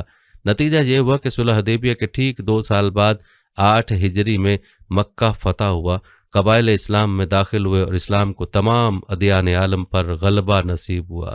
اس وقت صحابہ کرام کو اس بات کا ادراک ہوا کہ نبی کریم صلی اللہ علیہ وآلہ وسلم کس 2 رس سوچ کے مالک ہیں، اور آپ صلی اللہ علیہ وآلہ وسلم کی نگاہ میں کیا سیاسی منظرنامہ تھا جس کی وجہ سے آپ صلی اللہ علیہ وآلہ وسلم ان کڑی شرطوں کے باوجود صلح پر راضی ہوئے۔ ناظرین، یہاں پر آپ کو یہ بھی بتاتے ہیں کہ ہجرت مدینہ کے بعد ایک ہی حج ہے جو حضور اکرم صلی اللہ علیہ وآلہ وسلم نے فتح مکہ کے بعد ادا فرمایا۔ یہی آپ کا آخری حج تھا جس میں آپ صلی اللہ علیہ وآلہ وسلم نے فریضہ نبوت کی ادائیگی، تبلیغ اسلام اور خدا کا پیغام خلق کے خدا تک پہنچا دینے کی گواہی میدان عرفات میں مجمع عام سے لی، اور اس گواہی پر پھر خود اللہ تعالیٰ کو بھی گواہ بنایا۔ اس طرح دعوت اسلام کو اٹھانے، انسانوں کی تعلیم و تنظیم و تربیت اور تزکیہ کرنے، اور پھر ایک عظیم الشان صالح گروہ کے جہاد کی مدد سے اسلامی نظام کا کامل نمونہ پیش کر دینے کا کارنامہ سر انجام دیا۔ رسول اکرم صلی اللہ علیہ وآلہ وسلم پوری امت اور امت کے واسطے سے پوری انسانیت کے لیے اسوہ ہیں۔ حج کے بارے میں آپ صلی اللہ علیہ وآلہ وسلم کے اسوہ حسنہ کا یہ بیان ہمارے صحابی رسول حضرت جابر رضی اللہ تعالیٰ عنہ پیش فرماتے ہیں۔ جب وہ بہت بوڑھے ہو گئے تو حضرت حسین رضی اللہ تعالیٰ کے پوتے امام باقر آپ کی خدمت میں حاضر ہوئے اور ان سے حضور اکرم صلی اللہ علیہ وآلہ وسلم کے حج کی بابت پوچھا۔ حضرت جابر نے ہاتھ کے اشارے سے 9 تک گنتی کر کے فرمایا، بیٹے واقعہ یہ ہے کہ رسول اللہ صلی اللہ علیہ وآلہ وسلم مدینے آ کر رہے تو 9 سال تک آپ صلی اللہ علیہ وآلہ وسلم نے کوئی حج نہیں کیا۔ پھر ہجرت کے 10ویں سال آپ صلی اللہ علیہ وآلہ وسلم نے عام اعلان کرایا کہ اس سال آپ صلی اللہ علیہ وآلہ وسلم حج کے لیے تشریف لے جائیں گے۔ یہ اطلاع پاتے ہی بہت بڑی تعداد میں لوگ مدینے آ کر جمع ہونے لگے۔ ہر ایک کی آرزو تھی کہ اس مبارک سفر میں آپ صلی اللہ علیہ وآلہ وسلم کے ہمراہ جائے اور آپ صلی اللہ علیہ وآلہ وسلم کی پیروی کرے اور وہی کچھ کرے جو آپ صلی اللہ علیہ وآلہ وسلم کرتے دیکھیں۔ آخر کار مدینے سے روانہ ہونے کا وقت آیا اور یہ پورا قافلہ نبی اکرم صلی اللہ علیہ وآلہ وسلم کی قیادت میں مدینے سے روانہ ہو کر ذوالحلیفہ کے مقام پر پہنچا، اور اس دن قافلے نے اسی مقام پر قیام کیا۔ دوسرے روز نبی اکرم صلی اللہ علیہ وآلہ وسلم نے ذوالحلیفہ میں نماز پڑھی اور پھر آپ اپنی قصبہ اونٹنی پر سوار ہوئے۔ اونٹنی آپ صلی اللہ علیہ وآلہ وسلم کو لے کر قریب کے بلند میدان بیدا پر پہنچی۔ بیدا کی بلندی سے جب میں نے چاروں طرف نگاہ دوڑائی، مجھے آگے پیچھے دائیں بائیں حد نظر تک آدمی ہی آدمی نظر آئے، کچھ سوار تھے اور کچھ پیدل۔ خدا کے رسول صلی اللہ علیہ وآلہ وسلم ہمارے درمیان میں تھے، اور آپ صلی اللہ علیہ وآلہ وسلم پر قرآن نازل ہوتا تھا، اور آپ صلی اللہ علیہ وآلہ وسلم قرآن کے مفہوم اور مطلب کو خوب سمجھتے تھے۔ لہٰذا حکم خداوند کے تحت آپ صلی اللہ علیہ وآلہ وسلم جو کچھ بھی کرتے تھے ہم لوگ بھی وہی کرتے۔ یہاں پہنچ کر آپ صلی اللہ علیہ وآلہ وسلم نے بلند آواز سے توحید کا تلبیہ پڑھا، میں حاضر ہوں میرے اللہ، میں حاضر ہوں، میں حاضر ہوں، تیرا کوئی شریک نہیں، میں حاضر ہوں، یقیناً ساری تعریف ہی تیرے لیے، سارے احسانات تیرے ہی ہیں اور بادشاہی سراسر تیری ہے، تیرا کوئی شریک نہیں۔ آپ صلی اللہ علیہ وآلہ وسلم کے رفقائے سفر نے بھی بلند آواز سے تلبیہ پڑھا، اور آپ صلی اللہ علیہ وآلہ وسلم بھی اپنا تلبیہ برابر پڑھتے رہے۔ حضرت جابر رضی اللہ تعالیٰ عنہ فرماتے ہیں، دراصل اس سفر میں ہماری نیت صرف حج ادا کرنے کی تھی۔ جب ہم سب لوگ نبی اکرم صلی اللہ علیہ وآلہ وسلم کی معیت میں بیت اللہ پہنچے تو نبی صلی اللہ علیہ وآلہ وسلم نے سب سے پہلے حجر اسود کا استلام کیا، پھر طواف شروع کیا، اور پہلے 3 چکروں میں آپ صلی اللہ علیہ وآلہ وسلم نے رمل فرمایا، پھر 4 چکروں میں معمولی رفتار سے چلے، پھر آپ صلی اللہ علیہ وآلہ وسلم مقام ابراہیم پر آئے اور یہ آیت تلاوت فرمائی، اور مقام ابراہیم علیہ السلام کو اپنے لیے عبادت گاہ قرار دے لو۔ پھر آپ صلی اللہ علیہ وآلہ وسلم اس طرح کھڑے ہوئے کہ مقام ابراہیم آپ صلی اللہ علیہ وآلہ وسلم اور بیت اللہ کے درمیان تھا۔ آپ صلی اللہ علیہ وآلہ وسلم نے 2 رکعت نماز ادا فرمائی۔ ان 2 رکعتوں میں آپ صلی اللہ علیہ وآلہ وسلم نے سورہ کافرون اور سورہ اخلاص کی تلاوت فرمائی۔ پھر آپ صلی اللہ علیہ وآلہ وسلم حجر اسود کے پاس لوٹ کر آئے، حجر اسود کا استلام کیا، پھر ایک دروازے سے صفا کی طرف چلے۔ جب صفا کے بالکل قریب پہنچے تو آپ صلی اللہ علیہ وآلہ وسلم نے یہ آیت پڑھی، بلا شبہ صفا اور مروہ اللہ کے شاعر میں سے ہیں، اور فرمایا میں صفا سے اپنی سعی شروع کرتا ہوں جس طرح اللہ نے اس آیت میں اس کے ذکر سے شروع کیا ہے۔ پس آپ صلی اللہ علیہ وآلہ وسلم پہلے صفا پر آئے اور صفا پر اتنے اونچے تک چڑھے کہ بیت اللہ آپ صلی اللہ علیہ وآلہ وسلم کو صاف نظر آنے لگا، اور آپ صلی اللہ علیہ وآلہ وسلم قبلے کی طرف رخ کر کے کھڑے ہو گئے۔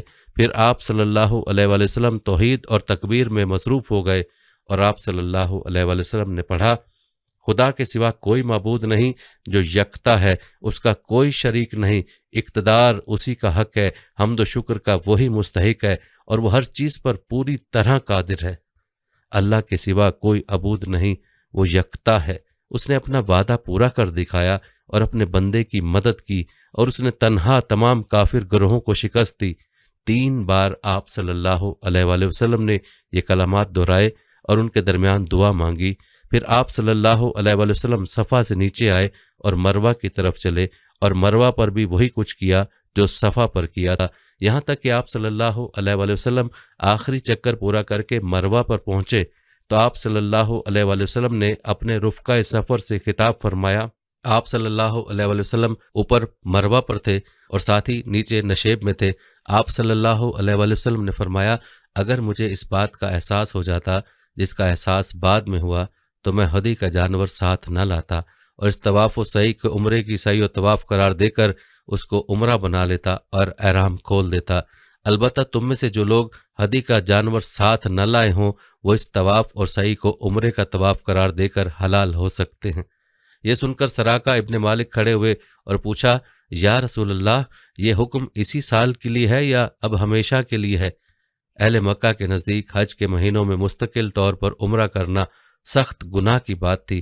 اب جو سراقہ ابن مالک نے دیکھا کہ ایام حج میں اس طواف و سعی کو مستقل عمرہ قرار دیا جا رہا ہے تو انہوں نے سوال کیا کہ کیا اب ایسا ہی حکم ہمیشہ کے لیے ہے یا حکم خاص طور پر اسی سال کے لیے ہے؟ نبی صلی اللہ علیہ وآلہ وسلم نے ایک ہاتھ کی انگلیاں دوسرے ہاتھ کی انگلیوں میں اچھی طرح ڈالیں اور فرمایا، عمرہ حج میں اسی طرح داخل ہو گیا، یعنی ایام حج میں عمرہ کرنا اور حج کے ساتھ ایک ہی سفر میں عمرہ کرنا بالکل درست ہے۔ اس کو غلط سمجھنا اور گناہ قرار دینا سراسر غلط ہے، اور حکم ہمیشہ کے لیے ہے، صرف اسی سال کے لیے نہیں بلکہ ہمیشہ ہمیشہ کے لیے۔ حضرت جابر رضی اللہ تعالیٰ عنہ نے اپنا بیان جاری رکھتے ہوئے فرمایا کہ علی رضی اللہ تعالیٰ عنہ یمن سے رسول اللہ صلی اللہ علیہ وآلہ وسلم کے لیے مزید قربانی کے جانور لے کر مکہ معظمہ پہنچے۔ انہوں نے اپنی بیوی فاطمہ زہرا رضی اللہ تعالیٰ عنہ کو دیکھا کہ وہ احرام ختم کر کے حلال ہو گئی ہیں، رنگین کپڑے بھی پہن رکھے ہیں اور سرما بھی لگا ہے۔ حضرت علی رضی اللہ تعالیٰ عنہ کو یہ بات کچھ غیر مناسب معلوم ہوئی اور ناگواری کا اظہار کیا، تو حضرت فاطمہ رضی اللہ تعالیٰ عنہا نے جواب دیا، مجھے ابا جان نے اس کا حکم دیا تھا، یعنی میں نے رسول اللہ صلی اللہ علیہ وآلہ وسلم کے حکم سے ہی احرام ختم کیا ہے۔ رسول اللہ صلی اللہ علیہ وآلہ وسلم حضرت علی رضی اللہ تعالیٰ عنہ کی طرف متوجہ ہوئے اور پوچھا، اے علی، جب تم نے احرام باندھا اور تلبیہ پڑھا تو کیا نیت کی؟ یعنی صرف حج کی نیت کی تھی یا حج اور عمرہ دونوں کی نیت کی تھی؟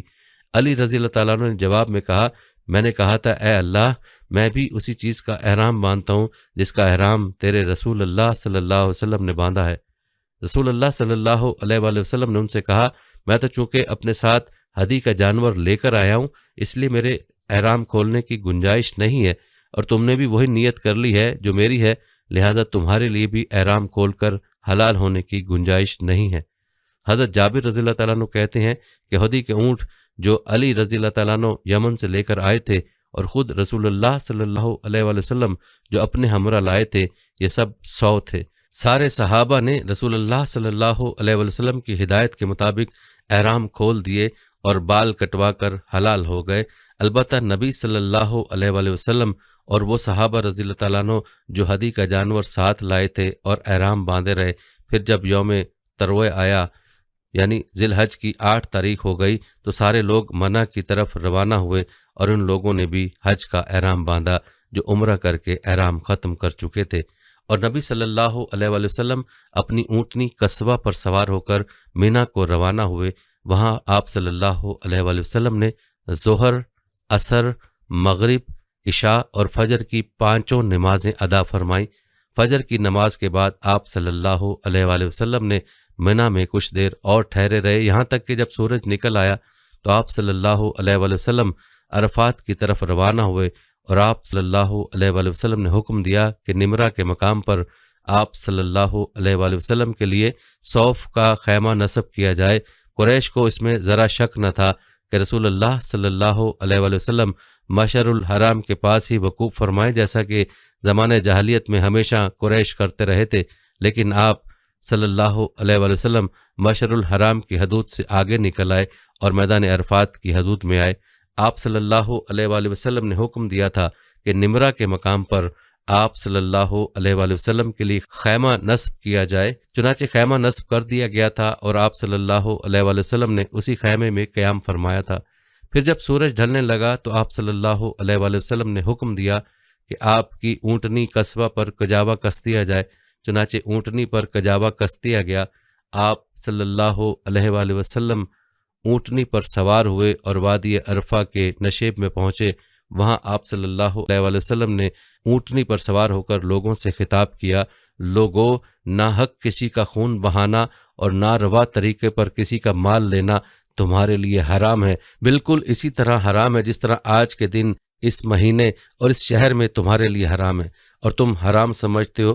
خوب سمجھ لو کہ دور جاہلیت کی ساری چیزیں میرے دونوں قدموں کے نیچے روند دی گئی ہیں، اور زمانہ جاہلیت کا خون معاف ہے، اور سب سے پہلے میں اپنے خاندان کا خون یعنی ربیعہ بن الحارث بن عبد المطلب کے فرزند کا خون معاف کرنے کا اعلان کرتا ہوں۔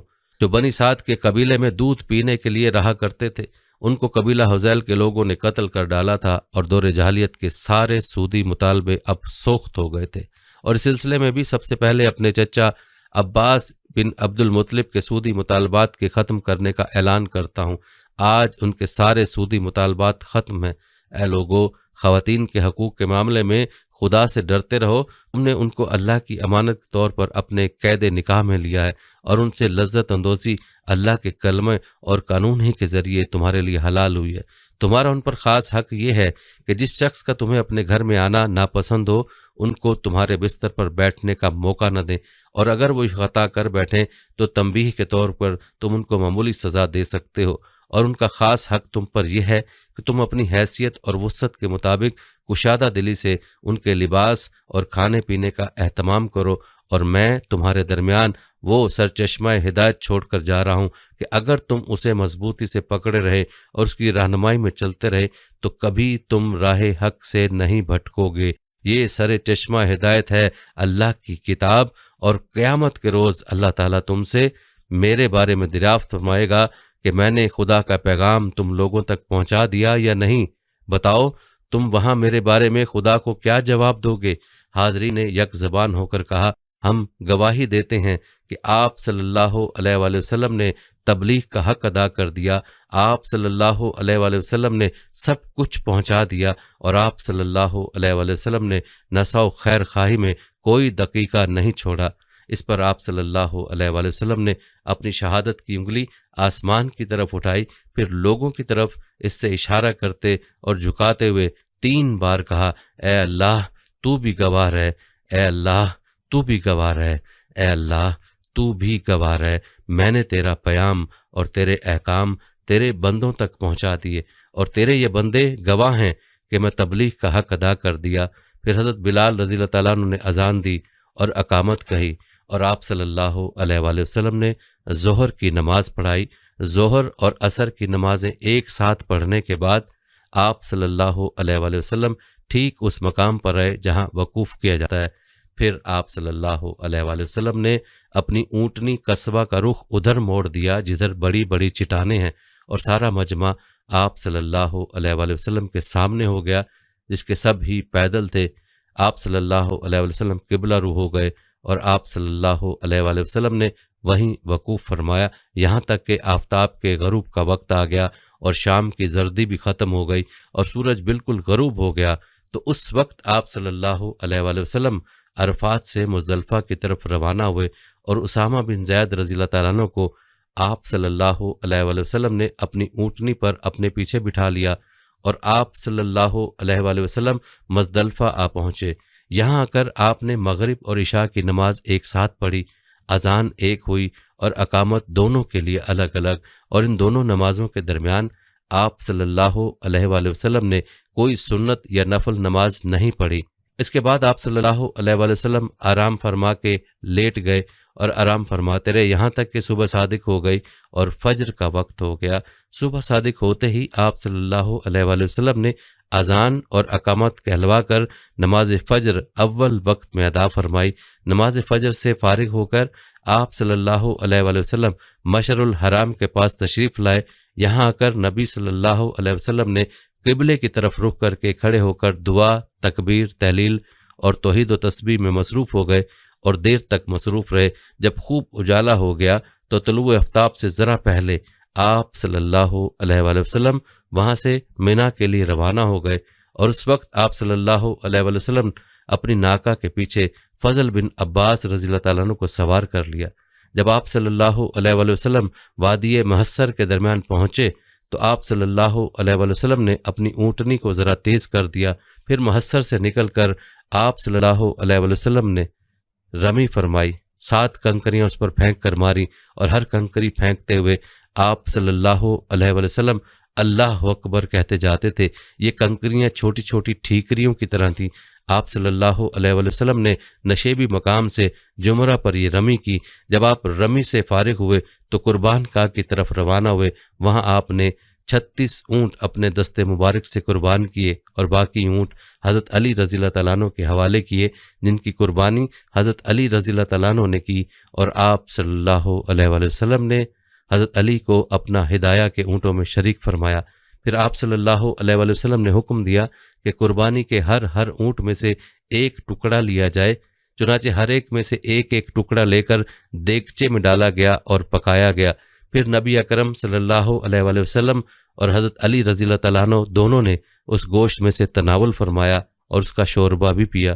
پھر نبی اکرم صلی اللہ علیہ وآلہ وسلم اپنی اونٹنی پر سوار ہوئے اور طواف زیارت کے لیے بیت اللہ کی طرف روانہ ہوئے۔ ظہر کی نماز آپ صلی اللہ علیہ وآلہ وسلم نے مکے میں پہنچ کر ادا فرمائی۔ نماز ظہر سے فارغ ہو کر آپ صلی اللہ علیہ وآلہ وسلم اپنے اہل خاندان بنی عبد المطلب کے پاس آئے، جو زمزم سے پانی کھینچ کھینچ کر لوگوں کو پلا رہے تھے۔ آپ صلی اللہ علیہ وآلہ وسلم نے ان سے فرمایا، ڈول نکار کر پلاؤ۔ اگر مجھے یہ اندیشہ نہ ہوتا کہ مجھے دیکھ کر دوسرے لوگ تم سے زبردستی یہ خدمت چھین لیں گے تو میں خود اپنے ہاتھ سے تمہارے ساتھ زمزم سے ڈول کھینچتا۔ ان لوگوں نے آپ صلی اللہ علیہ وآلہ وسلم کو ڈول بھر کر دیا تو آپ صلی اللہ علیہ وآلہ وسلم نے اس میں سے نوش فرمایا۔ یہ ہے رسول اکرم صلی اللہ علیہ وآلہ وسلم کا وہ الوداعی حج جو آخری بھی ہے اور مثالی بھی، امت کے لیے اسوہ حسنہ بھی ہے، اور قیامت تک اہل ایمان اس نمونے پر اپنا فریضہ حج ادا کرتے رہیں گے۔ ہماری دعا ہے کہ اللہ تعالیٰ مومنین کو حضور اکرم صلی اللہ علیہ وآلہ وسلم کے نقش قدم پر چلنے کی توفیق عطا فرمائے۔ آمین یا رب العالمین۔